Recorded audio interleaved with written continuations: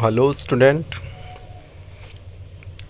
इस video tutorial में हम डेटाबेस मैनेजमेंट सिस्टम में यूनिट 1 को आगे फर्दर डिस्कस करेंगे। जितना कि आपको एक्सप्लेन किया गया था उसके जैसा कि हमने बात किया था कि डेटा क्या होता है, क्योंकि आप डीबीएमएस की जब बात करेंगे तो आप ओवरऑल बात कर रहे हैं पूरे के पूरे डेटाबेस मैनेजमेंट सिस्टम की। तो हमने बात किया था डेटा क्या होता है, any raw fact and figure जिसे हम स्टोर कर सकते हैं वो डेटा कहलाता है। फिर डेटाबेस क्या होता है, collection of related data database कहलाता है। डीबीएमएस क्या होता है, डेटाबेस मैनेजमेंट सिस्टम, एक सॉफ्टवेयर होता है जो कि डेटाबेस को क्रिएट, अपडेट, डिलीट यानी कि पूरा मैनेज करने का काम करता है। फिर हमने देखा था कि क्या क्या फ़ायदे होते हैं, एडवांटेजेस क्या होते हैं डीबीएमएस के ओवर फाइल प्रोसेसिंग सिस्टम या फाइल मैनेजमेंट सिस्टम जो कि हम ट्रेडिशनली यूज़ करते हुए आते हैं। ठीक है, इसमें हम अगला टॉपिक डिस्कस करेंगे डेटा कॉन्करेंसी की। डेटा की कॉन्करेंसी मतलब एक ही डेटा को बार बार मतलब कि कॉन्करेंसी मतलब एक ही डेटा को कई सारे यूज़र एक्सेस कर सकें। समझ रहे हैं कॉन्करेंट? तो इसका अर्थ क्या होता है कि एक से ज़्यादा यूज़र एक ही डेटा को एक ही समय पर एक्सेस कर सकते हैं। जैसे मान लीजिए कि आपके बैंक का डेटाबेस हुआ, ठीक है, तो आपके बैंक का डेटाबेस है तो ज़रूरी नहीं कि एक टाइम पे एक ही लोग उस बैंक के डेटाबेस को एक्सेस कर रहे हो। अब बैंक में जाते होंगे, 3-4 काउंटर होते होंगे, सभी पे लोग बैठे होते हैं, वो सभी आपका अकाउंट नंबर लेते हैं और बैंक के डेटाबेस को एक्सेस करते हैं और आपका काम करते हैं। कभी आपने नोटिस किया हो तो इन चीज़ों को देख सकते हैं। तो कॉन्करेंट मतलब एक डेटाबेस को एक समय पे एक से ज़्यादा यूज़र एक्सेस कर सकें। इस प्रक्रिया से एनोमलीज़ उत्पन्न होते हैं। अच्छा, एनोमलीज़ मतलब अभी के लिए समझिए, एनोमलीज़ मतलब कि कोई प्रॉब्लम, कोई एरर, ठीक है। एनोमलीज़ उत्पन्न होते हैं जब एक यूज़र के द्वारा किए गए बदलाव को दूसरा यूज़र चेंज करने पर पहले के बदलाव खो जाते हैं। जैसे क्या मतलब इनका कहने का अर्थ है कि मान लो कि कोई वैल्यू 10 थी, ठीक है, दूसरा आदमी आया, दूसरा यूज़र आया, उसने उस वैल्यू को 20 कर दिया, ठीक है, लेकिन 20 वो सेव नहीं हो पाया और सेव होने से पहले ही किसी तीसरे व्यक्ति ने उसकी 10 वाली वैल्यू को 30 में कन्वर्ट कर दिया। तो अब वैल्यू क्या होगी, 30 होगी। ठीक है, कभी कभी आपने देखा होगा कि जब आप एटीएम से पैसा निकालने जाते हो तो आपका पैसा मतलब तो कट जाता है लेकिन कैश ट्रांजैक्ट नहीं होता। तो क्यों होता है? क्योंकि वो डर्टी रीड होता है, बाद में आपका पैसा रिटर्न हो जाता है जब वो डेटाबेस अपडेट करता है और ट्रांजैक्शन रोल बैक होता है। ये आगे की चीज़ें हैं, इसे आपको फाइल सिस्टम इस अनोमलीज़ को रोकने के लिए कोई प्रोसीजर प्रोवाइड नहीं करता, जबकि डीबीएमएस इस प्रकार के अनोमलीज़ को दूर करने के लिए लॉकिंग सिस्टम प्रोवाइड कर। लॉकिंग मतलब रीड लॉक, राइट लॉक, यानी कि जब भी किसी आप फाइल को एक्सेस कर रहे हो तो उस पर रीड लॉक लगा देंगे। रीड लॉक यानी कि केवल आप उस फाइल को रीड कर सकते हैं, तो जब कोई भी यूज़र उसको रीड कर रहा होगा सभी यूज़ करेंगे। राइट लॉक जब लगा होगा तो कोई दूसरा यूज़र उसको अपडेट ही नहीं करेगा, क्योंकि उसे पता है कि इस पर राइट लॉक लगा है, इसे कोई अपडेट कर रहा है, जब इसे अपडेट कर लेगा तब हम इस पर फर्दर आगे काम करेंगे।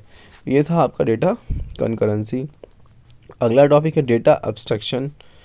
अब डेटा एब्स्ट्रैक्शन क्या है तो देखिए, डीबीएमएस में डेटा एब्स्ट्रैक्शन का यूज़ बाहरी दुनिया को केवल डेटा के संबंध में आवश्यक जानकारी को प्रदर्शित करने एवं डेटा के बैकग्राउंड डिटेल्स को छिपा कर रखने के लिए किया जाता है। अभी मैं इसे बताऊंगा आपको उदाहरण के साथ। यह डेटाबेस के आंतरिक जटिल संरचना को किसी सामान्य यूजर से छुपाकर उसके लिए डेटाबेस की प्रक्रिया को काफ़ी आसान बना देता है। भाई हमको इंटरनल डिटेल्स के बारे में नहीं जानकारी है, एक साधारण यूज़र है उसको नहीं पता कि सर्वर क्या होता है, कैसे आप उसमें टेबल क्रिएट करते हैं, कैसे डेटा फीड करते हैं, कैसे वहाँ से डेटा निकालते हैं, इन चीज़ों से उससे कोई लेना देना नहीं है, कोई मतलब नहीं है, ठीक है।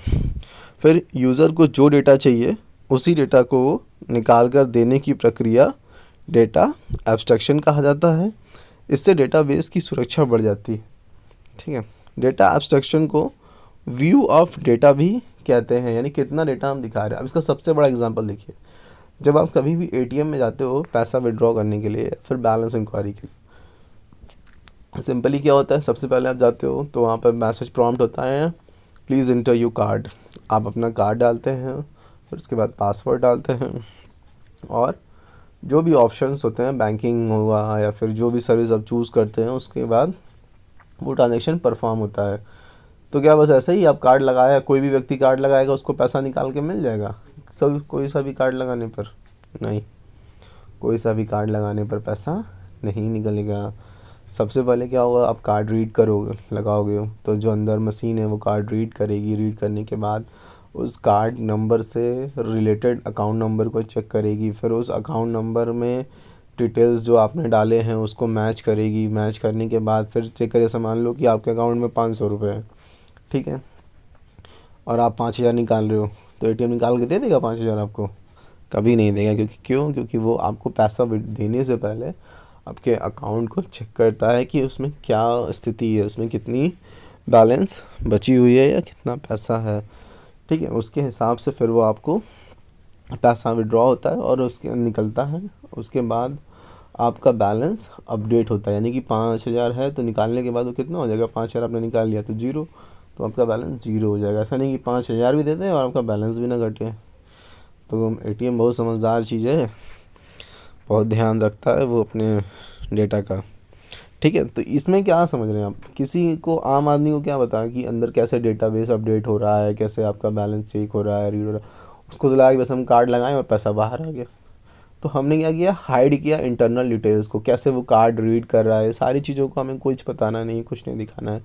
तो इसी तरह से डेटाबेस का एब्स्ट्रैक्शन होता है, यानी कि कितना डेटा हमें दिखाना है यूज़र को, ये निर्भर करता है, ठीक है।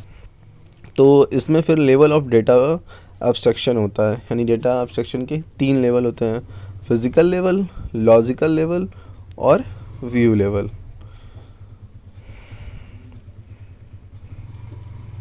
फिज़िकल लेवल में क्या होता है कि यह डेटा एब्स्ट्रैक्शन का सबसे निचला स्तर, यानी सबसे लो लेवल, जो कि डेटा वास्तव में फ़िज़िकल मेमोरी में कैसे स्टोर किया जाता है यह बताता है, यानी कि मैग्नेटिक टेप है, हार्ड डिस्क है, रैम है, कहाँ पर स्टोर है, यह बताने का काम करता है फिज़िकल लेवल। इस लेवल को एक्सेस करने का अधिकार सिर्फ डीबीए या सिस्टम, डीबीए यानी डेटाबेस एडमिनिस्ट्रेटर, यानी होटल का मैनेजर के पास होता है। डेटाबेस के इसी लेवल पर फाइल ऑर्गेनाइजेशन की विभिन्न तकनीक जैसे हैशिंग, सीक्वेंशियल, B+, ये सभी अप्रोच हैं फाइल को मैनेज करने की, उसको शॉर्ट करने की, ठीक है।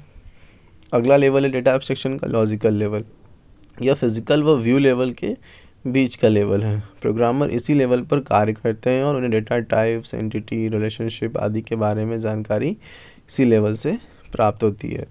अगला है हमारा व्यू लेवल। जब कोई भी साधारण यूज़र जब डेटाबेस को एक्सेस करता है, वह यूज़र इसी व्यू लेवल का यूज़ करता है, यानी कि जब कोई यूज़र लॉगिन करता है तो उसे कौन सा डेटा दिखे, समझिए।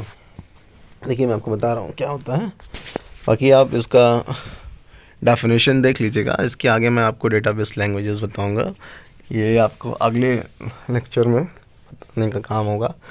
लेकिन सबसे पहले आप डेटा एब्स्ट्रैक्शन देखिए, यानी देखिए डेटाबेस में आपका डेटा स्टोर है, ठीक है।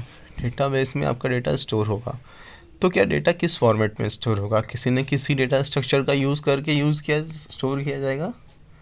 अभी आपने हाल ही में डेटा स्ट्रक्चर पढ़ा है, उसका यूज़ किस लिए करते हैं हम, डेटा को ऑर्गेनाइज रूप में स्टोर करने के लिए।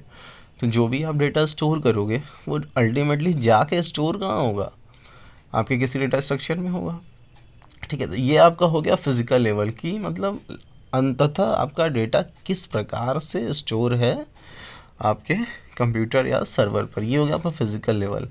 फिर आपका आता है जो बीच वाला लेवल है लॉजिकल लेवल, यानी कि जहाँ पर आप टेबल क्रिएट करते हो, टेबल में डेटा डालते हो, रिलेशनशिप के आधार पे ये सारी चीज़ें हुई। बट कंप्यूटर क्या समझता है, 0 1 और केवल डेटा स्ट्रक्चर। तो आप अपना समझने के लिए आप अपना टेबल बना रहे हो और उसको डेटा टाइप दे रहे हो, ये सारी चीज़ें हो रही हैं। तो ये कौन सा लेवल पे होता है, लॉजिकल लेवल। और फिर जब यूज़र, जैसे आपने मान लो BTUP की वेबसाइट पे गए, अपना रिज़ल्ट देखा, आपने रोल नंबर डाला, आपका रिज़ल्ट सामने आ गया। तो जो आपको रोल नंबर डालने पे रिज़ल्ट दिखता है वो एक्चुअली क्या है, डेटाबेस का व्यू लेवल है, यानी जो किसी आम यूज़र को दिखेगा। लॉजिकल लेवल क्या है, जैसे कोई प्रोग्रामर होगा जिसने BTUP की वेबसाइट बनाई होगी, पूरा डेटाबेस मैनेज करता होगा, सभी के रिज़ल्ट अपलोड करता होगा, सारे काम करता होगा, तो वो कौन से लेवल पे काम करता है, वो लॉजिकल लेवल पे काम करता है। उसको फिज़िकल लेवल की भी जानकारी होती है, और फिज़िकल लेवल यानी कि अल्टीमेटली उसका डेटा कैसे स्टोर है, किस फॉर्मेट में, किस फॉर्म में स्टोर है। और उसे व्यू लेवल की भी जानकारी होती है कि यूज़र को ये डेटा कैसे दिखेगा। तो ये था आपका डेटा एब्स्ट्रैक्शन और डेटा करेंसी। डेटा एब्स्ट्रैक्शन बहुत महत्वपूर्ण टॉपिक है एग्ज़ाम के पॉइंट ऑफ व्यू से भी। कई बार ये क्वेश्चन पूछा गया है, डेटा एब्स्ट्रैक्शन से आप क्या समझते हैं, तो आप बताएंगे डेटा एब्स्ट्रैक्शन क्या होता है, साथ ही साथ उसके प्रकार, उसके 3 प्रकार, लॉजिकल लेवल, व्यू लेवल और फिज़िकल लेवल को आप डिस्कस करेंगे। नेक्स्ट वीडियो लेक्चर में हम डेटाबेस लैंग्वेजेस के बारे में डिस्कस करेंगे।